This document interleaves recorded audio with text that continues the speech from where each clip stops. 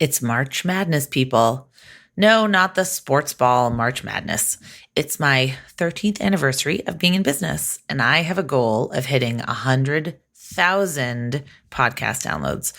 Here are 3 ways to help.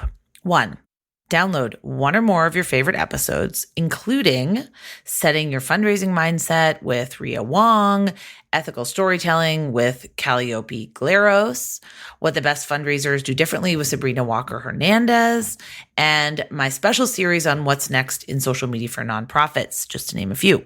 Number 2, share an episode with a friend or a colleague. You can go to pod.link/nonprofit nation to find descriptions and links to all the episodes. Number 3, take a screenshot of the podcast and share with your network. Be sure to tag me so I can find it and share it out also. I truly appreciate all of you, your time, your attention, and your passion to make the world a better place. Now let's get to today's episode.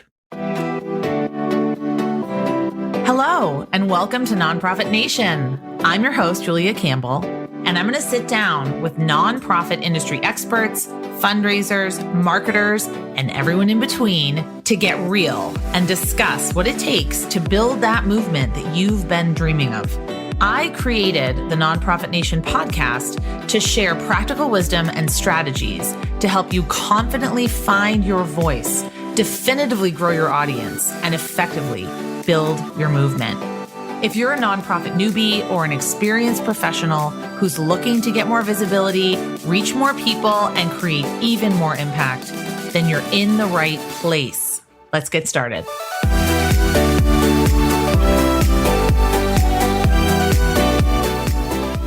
Hi, everyone. Welcome back to Nonprofit Nation. I'm your host, Julia Campbell. Thrilled that you're joining us today. And it's a little bit of a different topic today, but something that I know a lot of you are very interested in, whether you are a small nonprofit looking to work with a consultant, or whether you are a fundraiser or a marketer, a nonprofit professional looking to take the leap to consulting. We have the expert on both sides here today. So I'm definitely going to pick her brain about both things. Cindy Wagman is the president and founder of The Good Partnership, the home of the fractional fundraising movement. We'll talk a lot about that.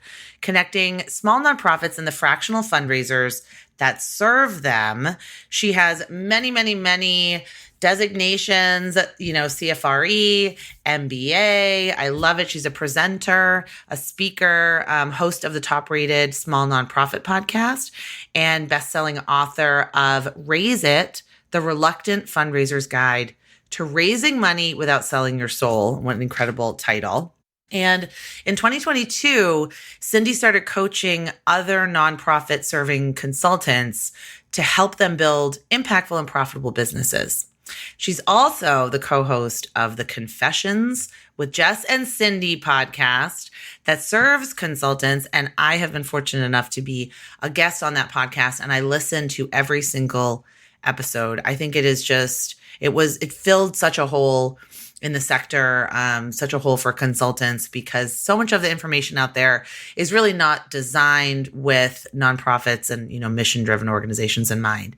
So I absolutely recommend checking out the Small Nonprofit Podcast, the Confessions Podcast, and The Good Partnership. So Cindy, welcome. Thank you. And thank you for all of those wonderful words. It's such a pleasure to be with you and to have had you on the Confessions podcast. It's such a good episode. So I love how open and transparent you are.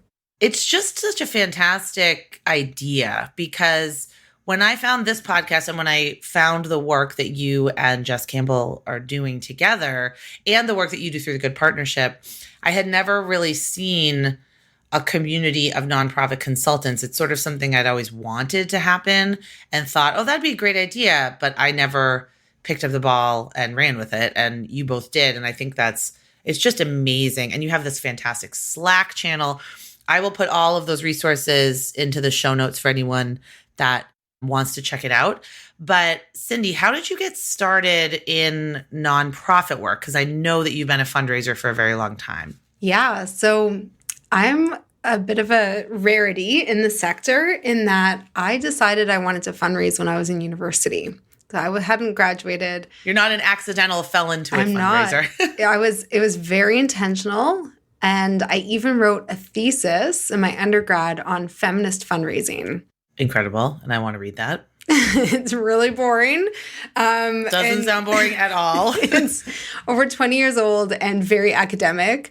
But I knew as soon as I discovered that was a career option, it just felt right for me. And so I truly have been doing it ever since in organizations very small and very large. And I discovered that the small ones are where my heart is. And so that's what I focus on now.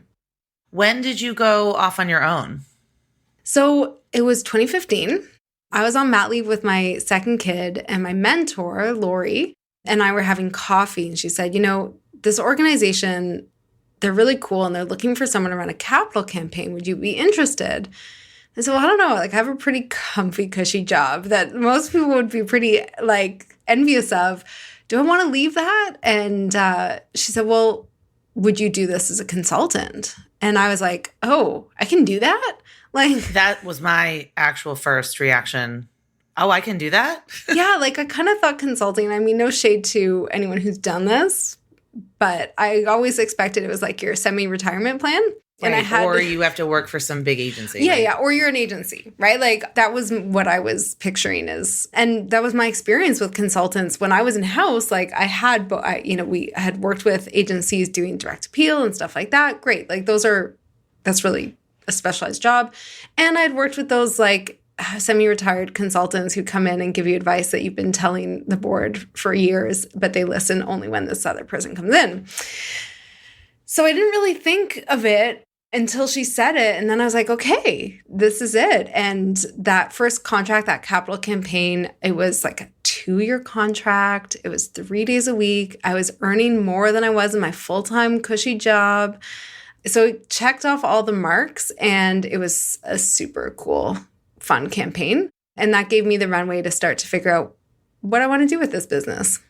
And you founded The Good Partnership when? That was officially when The Good Partnership started in 2015. Okay, in 2015. Okay. Yeah, I started my business in 2010, and I'm still J. Campbell Social Marketing because I never picked another name. People ask me, yeah, I love The Good Partnership. I hate The Good Partnership. Oh, no. I hate it.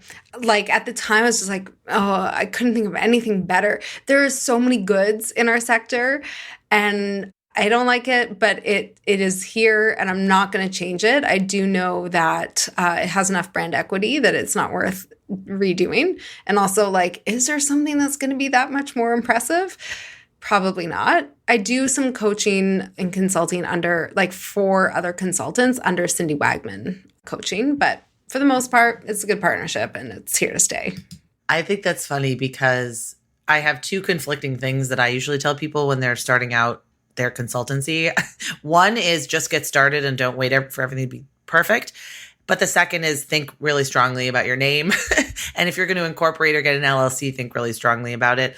But I think both can be true at the same time. Yeah. And it has not made or broken my success. Really, right? Exactly. That is not the deciding factor in how well I do. Exactly. It's not The Good Partnership, I'm not going to hire Cindy. That's not what That's people are saying. Cheesy name. It's overdone. Yeah.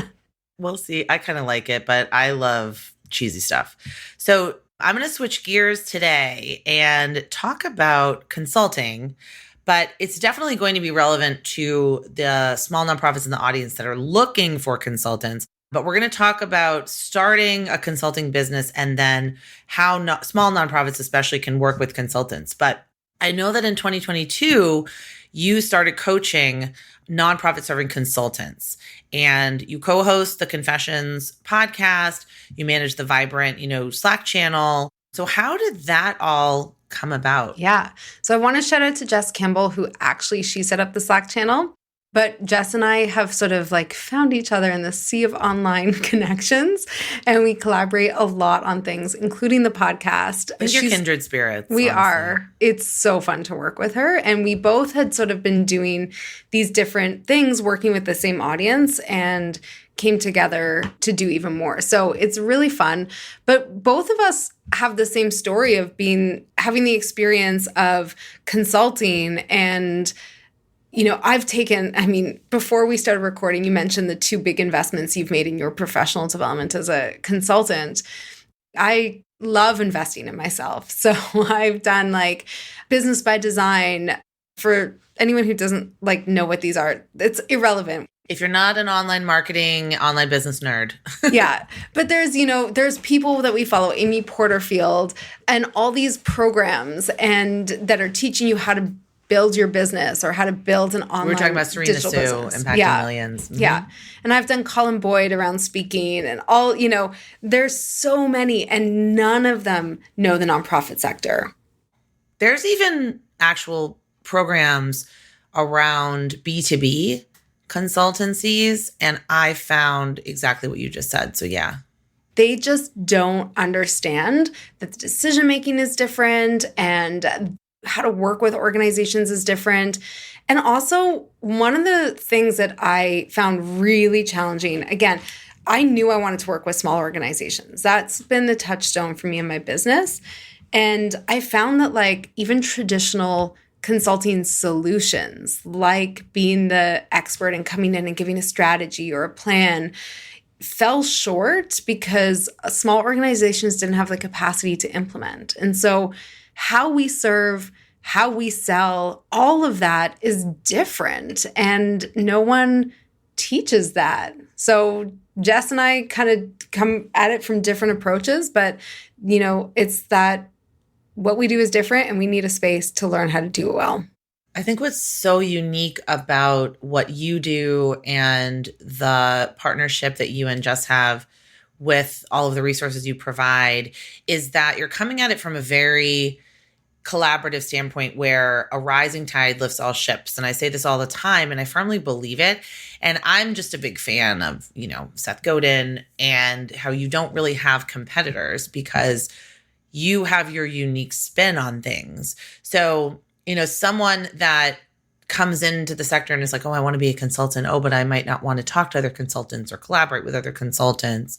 What would the advice be that you would give to them?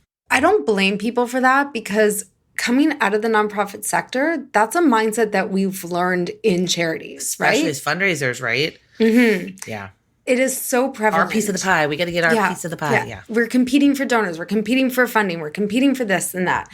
So we've been taught this over and over and over again. But that is so far from the truth. And the other, I would say that so much of my business has come from direct referrals from other consultants. And I also I just hired Jess to write a bunch of emails for me because she does it way better than I do and in way less time. And so there's this community where we can support each other. And even if someone does something similar to you, they're not going to do it the same way. They're not going to do it with the same audience. And let's be honest, we're in this sector. There's no brand new ideas. People are coming to us because of who we are and how we connect with people. And so there's so much space. I remember my friend Emma Luzzi, who's amazing. She's based here in Toronto. When she was like, oh, should I consult? I was like, yes, you should. I truly think that the benefits are so significant. And that's one of the reasons why we haven't sort of touched upon this yet, but I created this. I didn't create the model, but I created a sort of space for this of fractional fundraising, where small organizations can hire a fractional fundraiser. And I can talk about what that means. But the whole reason I created that is because we were doing it in-house and we were fully booked. And I have a really hard time saying no to good organizations. I'm like, I want to help everyone. And so I went from having 4 full-time in-house fractional fundraisers to now a network of 11 who are all their own consultants. They run their own businesses and they are fully booked. And so we're growing. And it's just, there's so much work out there and our sector needs meaningful solutions. And I think there's a lot of untapped opportunity to both have a thriving business, but also impacting organizations in a meaningful way. Because I think there are some consultants who give consulting a bad name and who do things that are not necessarily that valuable. But I want to call it like the next generation of consultants who are all about community. Or I was on a call yesterday, we're calling it like the cool consultants. Like there is a community of people who are driven by mission. They want to help and they want to support each other and they want to be in community. They just don't necessarily want to work the full-time job anymore. So this is very interesting. And I think it's kind of revolutionary. It's like so innovative. And we were talking about it before we were recording because your fractional fundraiser program, it's for consultants, people that want to grow their consulting business or start a business, but it's also for a small nonprofit that needs a fractional fundraiser. So you're really answering two huge pain points here. And it just got my wheels turning because people come to me for referrals. They ask me, I need a social media manager. I do not do social media, day-to-day social media management or posting, but they trust me and they know me and maybe they've worked with me or heard me speak and want to understand, want to know, first of all, how would that work? What does it look like? Where could I look? So you're really creating this ecosystem of consultants that are trained by you and vetted by you, and then organizations that come to you if they really need that in-house help. So yeah, talk to me about, it's like a system, it's a plan. And, what are if people are really thinking they're ready to launch a consulting business, what are some things that they should consider? So the Fractional Fundraiser Academy is my education program where I basically teach people, experienced fundraisers. I'm not teaching them how to fundraise, but I'm teaching experienced fundraisers how to build a fractional fundraising business. It's like the MBA exactly, for fundraisers. Okay. Exactly. And it's a very specific model that I just want to touch on the win-win-win of it, because to me that's so important. Is as I grew my business, as we tried different things, as we did this in-house, I kept trying to figure out how do I do what's best for the organization, what's best for my team or the people around me, and how do I benefit? And I feel like we often talk about you can be two, but not all three, but I actually didn't accept that. I was I think we can hit all those. So what I did is I said, okay, well, literally when I hired people in-house, they were making $40,000, $50,000. When I transitioned them to this model, they're making $100,000, $140,000, right? So it benefits them. And I get they have everything they need to be successful in this business, including coaching and access to me and community. And then it benefits the organization. I want to talk about that because I know a lot of your audience are nonprofits. So for people who are thinking about consulting, it's basically like a launch pad. It's everything is thought. I've tested the limits of how many clients you can have, how much you should charge. All of those things have been tested and it's packaged and ready to go. And it's a great launch. If you're an experienced fundraiser, it will get you set up. Some people like to do this with 3 clients and they're working full time and it's great. But I have other consultants who have 1 or 2 clients and either just that's all they work or they do other consulting work on the side.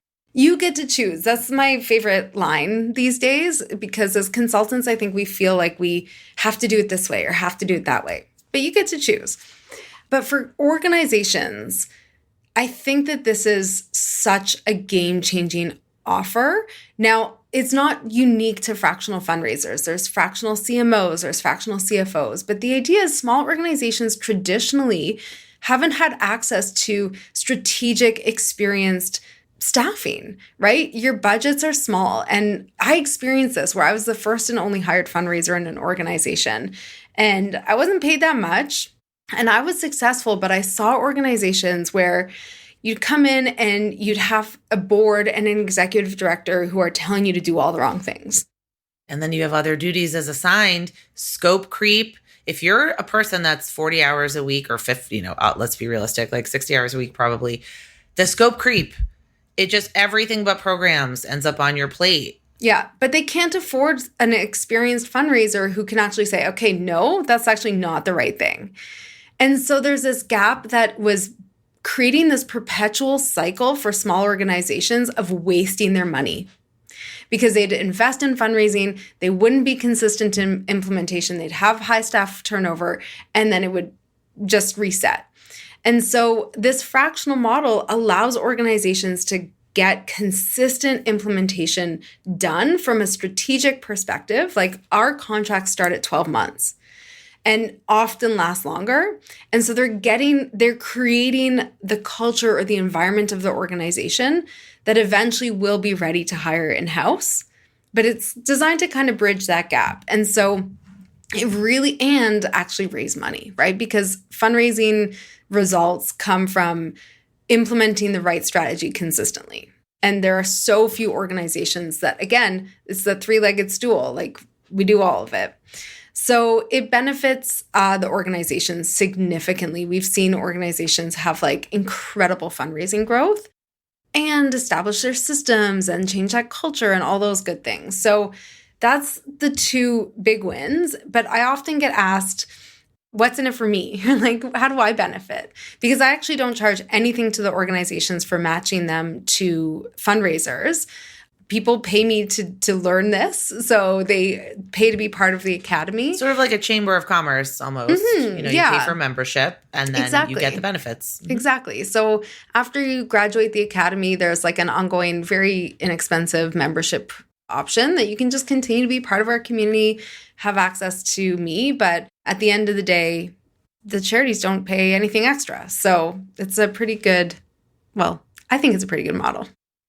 So this is really interesting because I do think that there are a lot of small nonprofits out there that need the strategy, but also need the implementation. And I see that all the time where they don't have a fundraising plan, they don't have a marketing plan. Maybe they've never hired a person in-house before, or maybe they've been without an in-person hire for a while and they need to kind of, rev things up again and ramp things up again. They are just so scared about making that in-person hire. I mean, it's so huge, with benefits and health insurance and everything that is required for the in-person hire. But what they don't want is a consultant just to come in and tell them, okay, you should do this, you should do this, you should do this, but not help them implement. So I think that implementation piece is huge. So I see consultancies, I mean, really there's no mold, you could do a strategic consultancy. You could do a consultancy where you just do coaching calls, right? But you can do a consultancy with implementation. Like there's all sorts of variety. So I sort of bucket them, and I created this little quiz. Oh, yeah, the quiz. Yeah. thegoodpartnership.com/quiz, right? Yeah.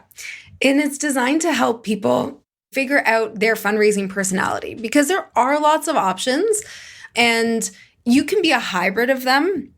But at the end of the day, we have different styles of working and we have different rewards, like internal, external types of rewards that make us feel good about the work that we're doing and the impact that we're having.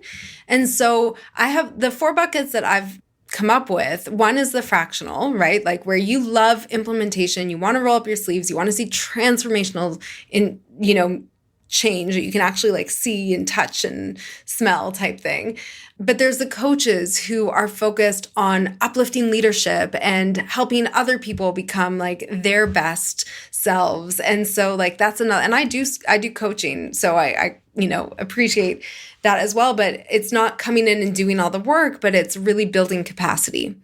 There's the experts who have like so much knowledge that they want to impart and share with the sector so that they also, again, like can do their jobs better.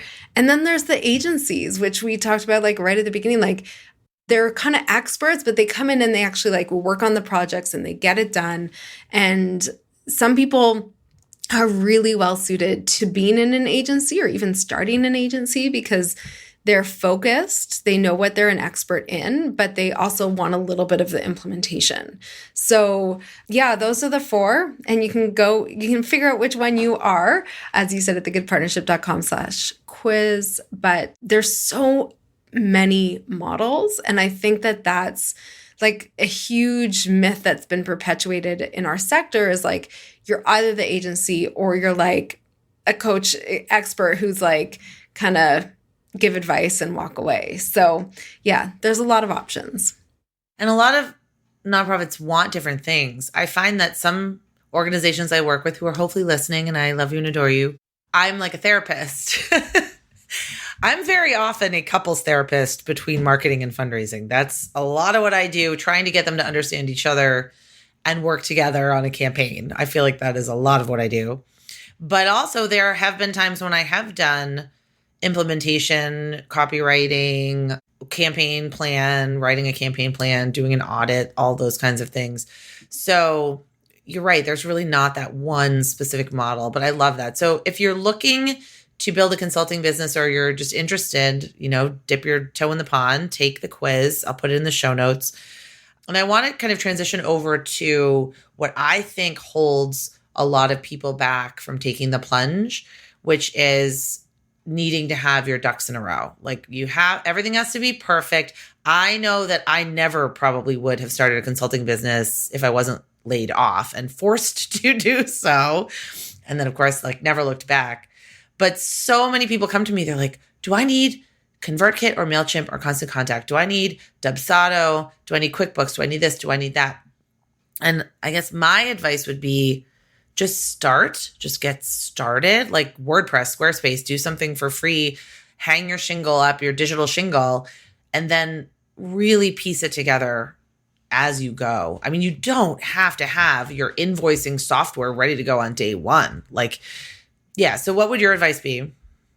Yeah. And guess what? What you start with in day one is going to change over time. I literally just changed my email system today. I'm obsessed with ConvertKit. I just switched to ConvertKit. Oh, yeah. I can't even tell you how obsessed I am with it. But here's the thing.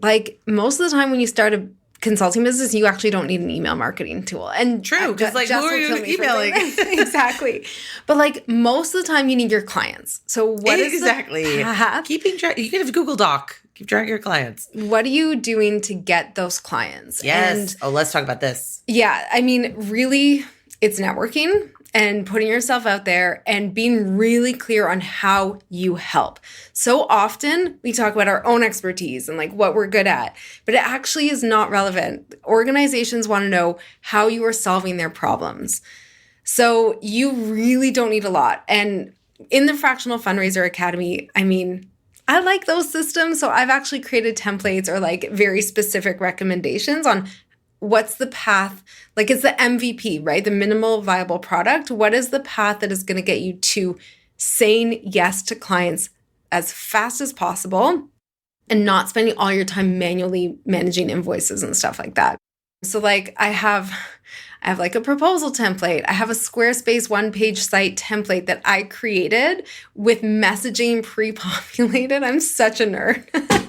I have email templates. So you need to go network. Here's an email that you can send to 5 people just asking for coffee. I definitely think starting with some networking as you're building your business, you want to register, you want to get insurance, you want to do all these things, but you start networking right away. You want to be connecting with people. And then how do you ask for business, which is the biggest thing. And again, it's not about you. It's about putting yourself out there and how you are serving. I always think of sales as a service. How are you serving organizations? And if you can just get out there and start doing that, you will start getting clients. The other thing with the fractional fundraising is you don't need a lot of clients, right? It's not the feast and famine of traditional consulting. 3 clients is a full workload. It's not I need 20 clients this year. Again, it's designed to just be a really smooth transition, but you don't have to be hustling. No one, I think that a couple of years ago, hustle culture was all the, hustle culture, hustle. I've seen t-shirts and mugs and all the things with hustle. No one is interested in that anymore. I think it's a very ableist, misogynistic way of thinking because hustle culture, who can raise a family and have a house and take care of aging parents and also hustle 90 hours a week? It's just not possible for so many of us. And that's what I really like about consulting is you do have that extra freedom once you kind of find your groove. And that's really what impressed me about the fractional fundraisers. When I was looking at the FAQs, you really do answer. You're like, okay, and I'll let everybody go to the website and look it up. But how much money can I expect to make a month? How many clients should I have? All these really tactical questions that people have because they're so, consulting. Like, what is that word? Nobody knows what I do. I don't think my friends, my family, they're like, oh, she goes around the country and speaks and talks to nonprofits. I don't know what she does. And it's so hard to explain the work that goes into it. So I think it's scary for people. It's this big, sort of weird ephemeral thing. I have 2 kids, right? I'm the primary breadwinner. I mean, my husband and I make similar amounts of money, but I make more. And I get it. It's a big step. It is scary. And also, when I started, I found like the power dynamic shift of going from like, please, sir, can I have a job, to I'm a consultant, here's what I charge, and like, this is how I can help you.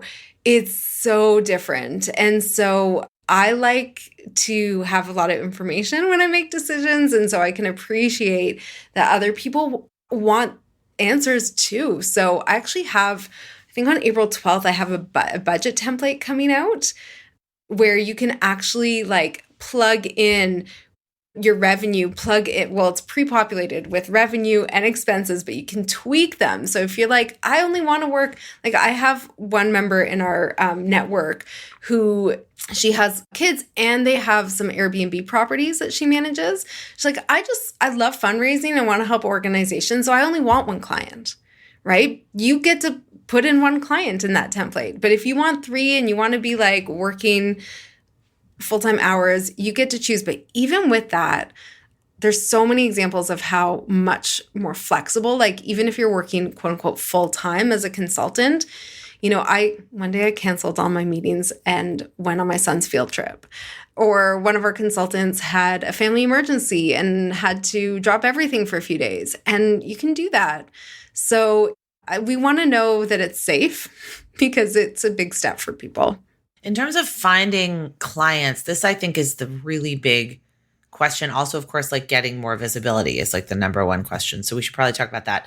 But I want to say one thing about getting clients. So my best friend, she quit her job, started an organization business, and she was very smart about it because she just told everybody. She told everybody. Everybody, first of all, needs organization. I already hired her for like 5 different things. And then I was like, oh, my mom needs this and this. You got to tell people. I think that we are so worried about coming off as salesy or markety or smarmy or I don't know, spammy, but you have to just put it out there and say, and people are going to be so thrilled to help you. And I know that I still get referrals from friends that are sitting on nonprofit boards, or maybe they went to a conference, or maybe they talked to somebody that runs a nonprofit, starting a nonprofit. And they're like, oh, Julia's like the nonprofit expert, or she does nonprofit marketing. Like, you should talk to her. So if you don't ever tell people what you do or put it out there, then you're not going to be able to get those referrals and do that networking. So I think that mindset of we're salesy, well, no, you're just simply letting people help you build your business, but also you have a solution to a problem. That's how you need to think about it, I think. They're not helping you.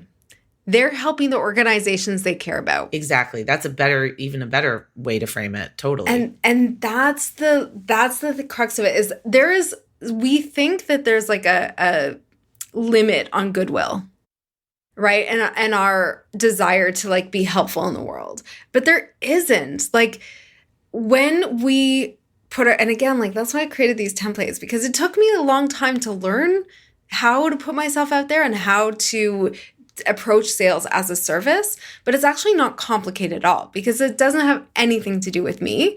But it's like, how are the people in my network, like what are the organizations they care about? What are their challenges? And how am I put on this planet to help them? And that is like, well, if I think about it that way, I can't shut up because I know I can help, right? I know that I am put here to do good things and to serve in that way. And so I'm not talking about myself. I'm just here to offer support. And so, yeah, sales, like putting yourself out there, even the word sales, like it implies this complex system and it doesn't have to be that way.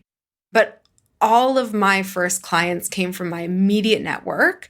And over time, I've been marketing, and now that's not always true. Although yesterday I had a business development call with a woman who I've known for many years. She went to high school with my husband, right? Like, so your network is still there. They're always going to be there, even if you do invest in marketing and all of that. But they want to see you succeed, and they want the organizations they care about to get help. So again, it's a win-win. So in terms of marketing, I do want to talk a little bit about this because people get very concerned. Where should they be? Should they be everywhere? And I actually just talked to Mallory Erickson about the marketing that she does on Instagram. And she said that like 50% of her clients come from Instagram. So I think she has a really good data point to say, I'm going to double down on Instagram. You know, I don't really get clients from Instagram, but I don't use it in that way. I get more clients from speaking, from my podcast, from email, and from referrals. So in terms of visibility, how do you recommend we kind of prioritize where we are? So I think it's like, what are we good at? So what are we good at? What do we like? I don't like Instagram Reels. I like speaking. I have 2 podcasts, and I have a mini like private podcast coming out as part of the launch of the Academy. So that's like 3 podcasts, right? Yes. I could talk and talk. I love podcasts. Love it. But also that's become how people know me, and they know my voice. So at the end of the day, like you got to pick where to play, what feels good to you, and where your audience plays. So like at the end of the day, if your audience isn't there, that's not helpful. But as long as they're playing, you have an opportunity to stand out in that space. So you can't do everything. You know, we all know that. And honestly, I also think that it's the same with fundraising. Like, don't do all the things, focus on a few things and do them really well, consistently over a period of time, and you will see compounded results. And so, yeah, for me, it's just like, I like podcasting. I don't even know why.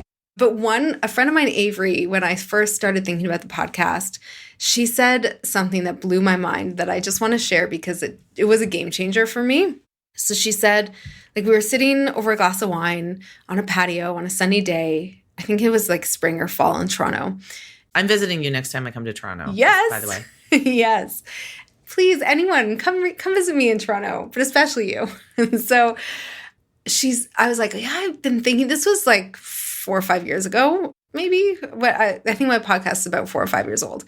She said, well, is there anyone else you can partner with to do this? So you don't have to shoulder the whole thing. And so I was like, okay, there's 3 organizations / companies that I actually serve the same audience. So again, service.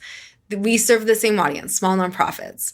And one of them I had done like a webinar for, and it felt like I sort of evaluated which would make the most sense. They did a lot of content, and I just reached out to the woman who was like my contact for the webinar. And I said, I've been thinking about this podcast. Would you want to partner with me? And they said yes. Now, this was like when I had maybe 1,500 people on my email list, maybe less. Their list is like 80,000 people. Okay. Huge. And it's not a secret. Like, you can probably Google who the partner was, but I don't partner with them anymore. And that's a whole other conversation, but they're great. They were a great partner. It was a conscious uncoupling. Yeah. At the time, I thought, like, who am I to pitch them on this thing? And I mean, that's one of the reasons my podcast, as I was partnering with them, our podcast was #1 in Canada pretty much consistently for 3 years. Now, it wasn't after that because their audience was so huge, but at the end of the day, like, it was an amazing experience. And sure, do I have the same number of listeners? Not quite, but I still have a pretty significant base. So yeah, that was a game changer for me. But you got the name out there, the word out there, and you got exposure to the right people, which is key. I love that idea of partnering. That's really a lot what I did. And that's kind of my biggest piece of advice for consultants trying to get their name out there. Like, what does that even mean? Like, you could get your name out there, but not in a good way, right? You want to make sure it's a good way. So I did the same kind of thing. I just sort of emailed the marketing and partnerships director at a lot of these software companies, see if I could do a webinar, do a guest blog post, be on their podcast. I just really did a lot of pitching. And it really worked out well. And now I have these lifelong partnerships with people that, have been years. And some are really good friends of mine now. So I think just being very clear on, like you said, like what you offer, what's the pain point you're solving, what's your kind of unique take on it. And then, because if you pitch somebody like that, there has to be unique value to their audience. So what's not saying like, hey, here's my bio and I'm amazing, but it's what's the value to your audience that I want to get in front of. I think that's really important. If we can learn anything, it's like, it's not about us. It's not about us, but we have something to share. So how are we sharing that? How do we help others? And yeah. And one thing I'll say is the other part of that is like, what are our values? Because while it's not about us, we have to at some point draw some lines in the sand around what do we stand for and what do we want to be known for. So it's playing around with all those things. But again, if you start with service, just start with that as your, how can I serve whatever community I want to support? I feel like that's your guiding star. That will take you in the right direction. So sadly, we have to wrap it up. My last question, what do you wish you knew when you were first starting out? Like, what would you tell 2015 Cindy? Honestly, I really like the journey that I've had. And I would reinforce that I can make decisions that are aligned with my values. And it might feel like it's hurting my business, but it won't.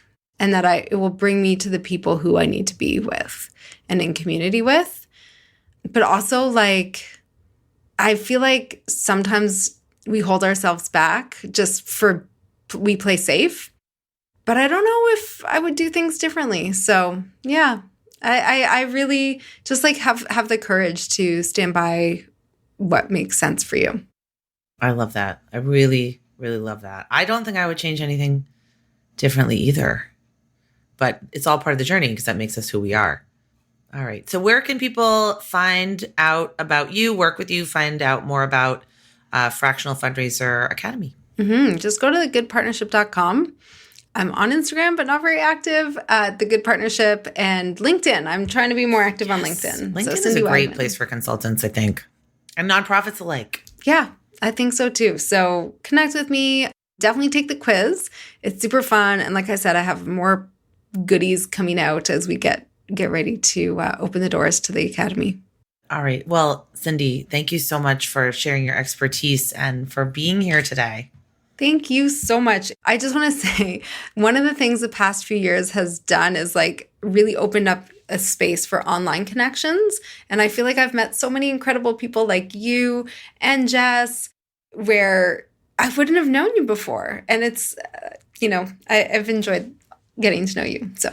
Oh, thank you. And yes, I'm inviting myself to Toronto. Well, that's where a lot of my relatives are. My mom's side of the family's from Toronto. So we go up there a couple times a year. So I'm definitely we'll do a live podcast together.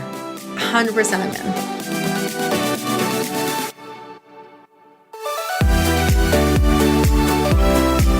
Well, hey there. I wanted to say thank you for tuning into my show and for listening all the way to the end. If you really enjoyed today's conversation, make sure to subscribe to the show in your favorite podcast app, and you'll get new episodes downloaded as soon as they come out. I would love if you left me a rating or a review, because this tells other people that my podcast is worth listening to. And then me and my guests can reach even more earbuds and create even more impact. So that's pretty much it. I'll be back soon with a brand new episode. But until then, you can find me on Instagram at Julia Campbell 77. Keep changing the world, you nonprofit unicorn.